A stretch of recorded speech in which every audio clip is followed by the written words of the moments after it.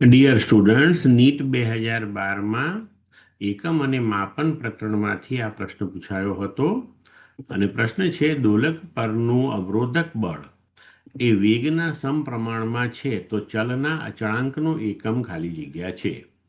વિકલ્પ એ kilogram metre પર second, બી kilogram metre પર સેકન્ડ સ્ક્વેર, સી કિલોગ્રામ પર second, D kilogram into second. તો હવે આપણને પ્રશ્નમાં કહેલું છે કે અવરોધક બળ એ વેગના સમપ્રમાણમાં છે. તો આપણે લખી શકીએ કે અવરોધક બળ એફ ચલે છે વેગ વી.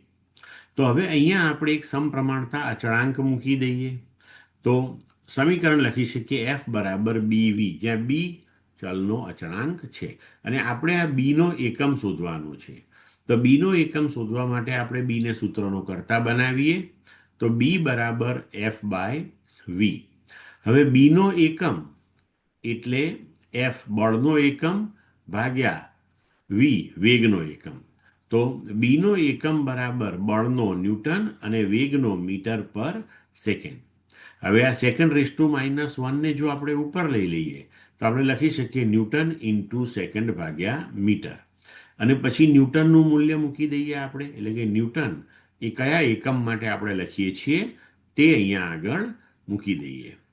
તો ન્યૂટન ઇન્ટુ સેકન્ડ ભાગ્યા મીટર, પણ ન્યૂટન એટલે કે kilogram metre second raise to -2 into આ second as it is upon metre.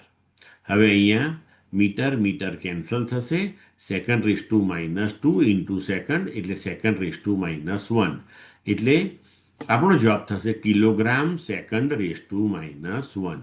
એટલે આપેલા વિકલ્પ પ્રમાણે આપણો સાચો જવાબ થશે સી.